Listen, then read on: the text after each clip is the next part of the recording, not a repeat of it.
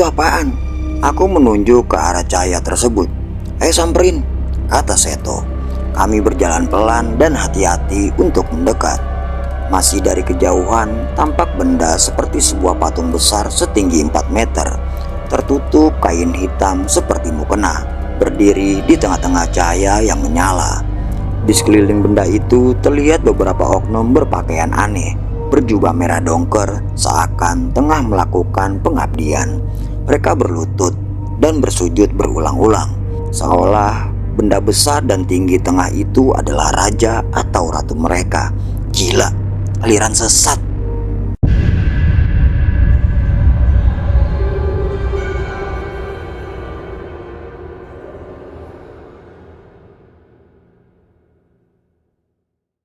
Assalamualaikum warahmatullahi wabarakatuh. Kembali lagi bersama gua Lukas Priyatno pada segmen cerita horor pendaki gunung. Apa kabar kalian semua? Gua doakan kalian sehat selalu, dilancarkan rezekinya, dan dijauhkan dari segala musibah yang sering terjadi akhir-akhir ini. Pada kesempatan kali ini, gua akan melanjutkan cerita teror Gunung Cermai bab ketiga. Penasaran dengan kisahnya? Tonton video ini sampai habis. Sebelum kita masuk ke ceritanya, kalian bisa subscribe terlebih dahulu agar gua bisa lebih bersemangat lagi membuat kisah-kisah terbaru di channel ini. Like videonya, tinggalkan jejak di kolom komentar, dan share video ini sebanyak-banyaknya. Dan jangan lupa aktifkan tombol lonceng agar kalian tidak tertinggal video-video terbaru di channel ini. Dan buat kalian yang udah support gue sejak awal, gue ucapkan terima kasih.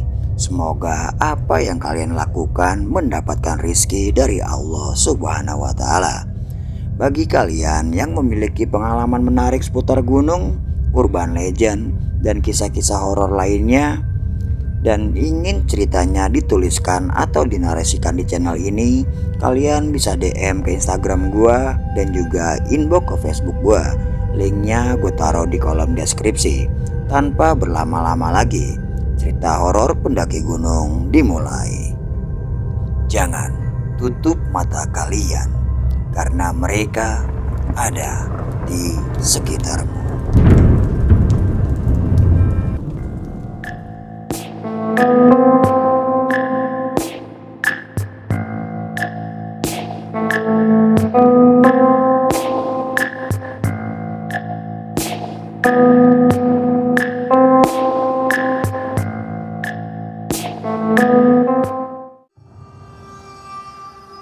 Angin darat di hutan berhembus, membawa rintikan gerimis tipis yang menerpa wajah.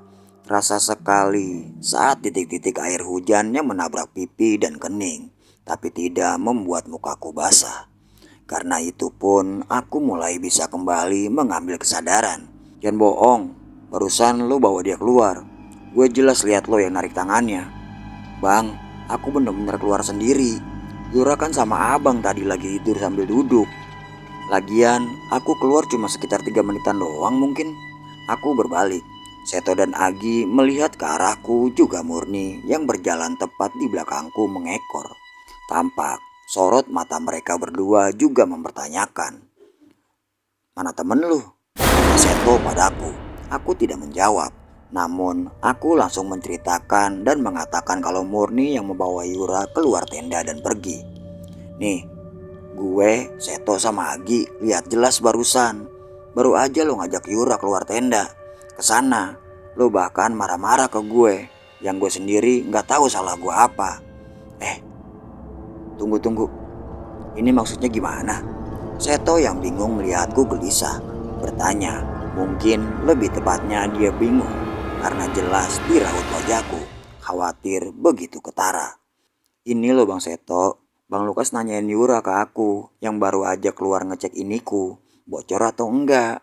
Padahal tadi saat aku keluar, Yura sama Bang Lukas masih di tenda, tidur sambil duduk. Jelas Murni yang sepertinya mulai tidak nyaman dengan aku yang menuntut jawaban di mana Yura padanya. Lah, tapi kan emang lo tadi yang ngajak dia keluar, kata Agi, menjelaskan hal yang sama seperti apa yang aku katakan pada Murni. Ih, udah dibilang aku keluar sendiri. Murni bersikukuh pada pengakuannya. Berarti tadi Seto tidak melanjutkan ucapannya karena dia percaya tanpa diteruskan saja kami sudah tahu apa yang dimaksud. Cari-cari, kata Seto. Ia berbalik cepat, disusul Agi ke tenda mengambil senter. Ari mana? Tanya Agi. Dia di tenda lagi tidur, hampir reporter tadi, jawab Murni. Kalau gitu lo tetap di tenda, jagain dia, kita bertiga nyari dulu, kata Seto. Murni mengangguk, tampak mimik wajahnya pun ikut panik. Kami bertiga berjalan ke arah kegelapan, di mana tadi sosok Murni atau yang entah siapa mengajak Yura pergi. Yura! Teriakan demi teriakan kami terus serukan. Di dalam hati aku benar-benar tidak berpikir hal seperti ini akan terjadi. Telapak tanganku dingin, kakiku sebenarnya lemas. Semua sebab aku sangat takut dan benar-benar khawatir yang di luar rasa. Setengah jam kami bertiga mencari, tidak ditemukan petunjuk gadis itu ada di sana. Hujan mulai turun lagi perlahan. Hujan, kita balik dulu ke tenda, kata Agi. Jujur, saat itu aku ingin menjawab kalau aku tidak setuju untuk kembali sebelum Yura ditemukan. Bahkan, aku sudah berniat mencarinya sendiri. Tetapi, melihat cuaca dan keadaan yang dingin tidak bisa diajak bersantai. Akhirnya, kami semua kembali ke tenda. Setiap langkah ketika kita kembali, perasaanku tidak karuan. Seperti menyalahkan diri dan berandai-andai. Andai aku tidak mengizinkan sosok Murni mengajak Wira pergi. Andai tadi aku tetap ikut. Dan yang terpenting, andai Yura tidak ikut muncak, mungkin saat ini tidak akan seperti sekarang. Diam-diam aku menghembuskan nafas kasar. Lalu Agi yang berjalan di belakang Seto di depanku menoleh. Tangannya terulur mengusap pundak kananku.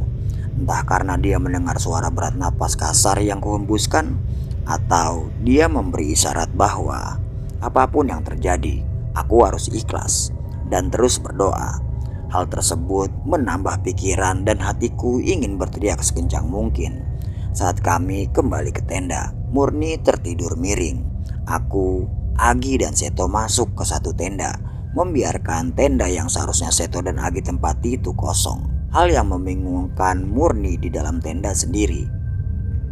Dia bangun dengan kaget. Gadis itu memegangi dada sambil bernapas ngos-ngosan. Gimana Yura? Tanyanya. Kami bertiga tidak menjawab, dan itu sudah cukup jelas memberitahu Murni bahwa Yura belum ditemukan. Hal aneh lagi, kami semua tidak melihat Ari. Ari kemana? Tanya Agi. Murni mendelik, matanya menyapu seluruh bagian tenda, melihat kami satu persatu lalu menggeleng pelan. Lah iya, Mas Ari kemana? Kan setengah jam yang lalu sebelum kita pergi lu kita suruh di tenda sama dia, ujarku. Iya emang, tadi aku tiduran pas di pinggirnya. Aku gak tahu dia bangun dan pergi kemana. Dalam tenda jelas nyata suara kami yang saling menanyakan terdengar miris. Seto meremas kepalanya.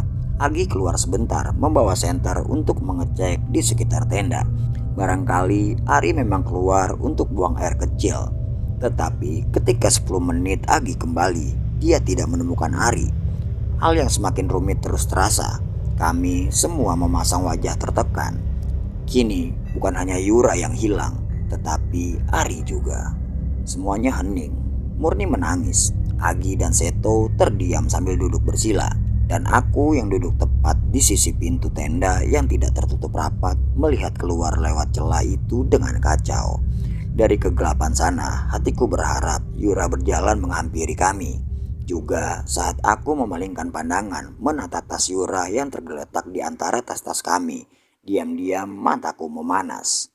Teringat beberapa menit ketika aku masih melihatnya duduk bersamanya, bahkan dingin kulitnya aku saja masih ingat. Aku menunduk, membiarkan wajahku tenggelam di antara dua lututku yang tertekuk. Seto menepuk punggung dan terasa sekali dia menyalurkan perasaan agar aku berkuat hati. Dia seolah tahu pada siapa aku paling khawatir saat itu. Hujan berhenti. Kami berempat memutuskan untuk mencari Yura dan Ari sekali lagi. Tepatnya pada jam setengah 4 dini hari. Udara dingin semakin dingin.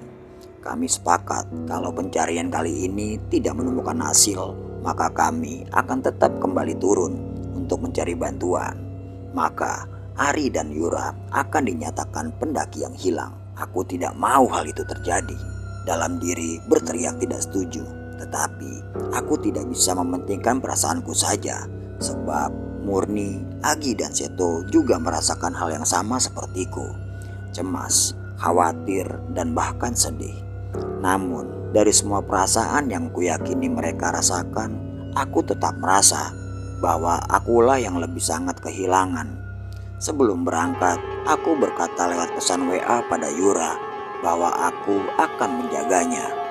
Tetapi justru kejadian yang telah terjadi itu malah membuat aku merasa bahwa akulah penyebab dia hilang. Aku yang menyarankan dia ikut kami ke puncak gunung ini, dan akulah yang membawanya ke sini. Kami mulai mencari. Teriakan nama Yura dan Ari silih berganti kami serukan, sampai cahaya oranye dari kejauhan menarik perhatianku. "Weh, itu apaan?" Aku menunjuk ke arah cahaya tersebut. "Ayo samperin," kata Seto.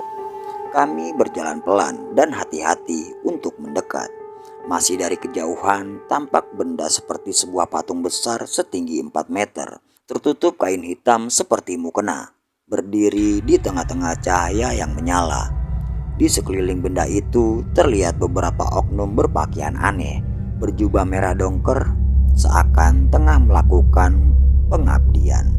Mereka berlutut dan bersujud, duduk berlutut dan bersujud lagi berulang-ulang, seolah benda besar dan tinggi di tengah itu adalah raja atau ratu mereka.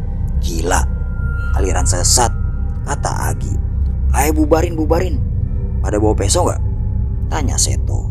Aku selalu sedia pisau lipat ukuran sedang di sakuku. Bahkan Murni pun tahu. "Bawa," kataku. Seto mengambil batu, kemudian melempar ke arah penyembah itu. "Woi!" teriaknya. Kami berempat lari bersamaan ke arah mereka sambil bersuara lantang seperti orang marah. Tampak mereka menoleh dan langsung lari tunggang langgang meninggalkan patung hitam itu. Jumlah mereka 3 orang. Para oknum kurang otak itu berlari berpencar dengan gesit. Sampailah kami di tempat persembahan. Aku menengadah melihat pada patung tinggi berkain hitam itu. Sangat kaget karena ternyata benda itu bukanlah patung. Wajahnya putih rata, menunduk melihat kami. Dan di detik berikutnya, sosok tersebut berubah menjadi gumpalan asap abu-abu dan menghilang bersama angin. Makhluk besar itu berubah menjadi gumpalan asap abu-abu dan menghilang ke atas. Aku melihat lainnya, tampak mereka juga saling adu pandang satu sama lain. "Lu semua lihat?" tanyaku memastikan. "Aku lihat, Bang." "Astagfirullah," jawab Murni. "Dasar orang-orang gak jelas. Zaman sekarang aja masih ada kayak ginian," kata Seto. Kami semua melihat tempat yang dibuat pengabdian ini. Kayu-kayu obor yang berjejer melingkar lebar. Ada 3 angsa yang sudah disembelih, juga dupa yang sudah dibakar, dengan beberapa benda yang kami tidak paham apa fungsinya. Udah, ayo kita cari lagi," kata Seto. Kami semua kembali mencari, meninggalkan tempat itu, berseru berganti-gantian, memanggil nama Yura dan Ari. Sekitar 1 jam mencari, Yura dan Ari belum juga kami temukan, dan itu sungguh membuatku hampir menangis dan putus asa.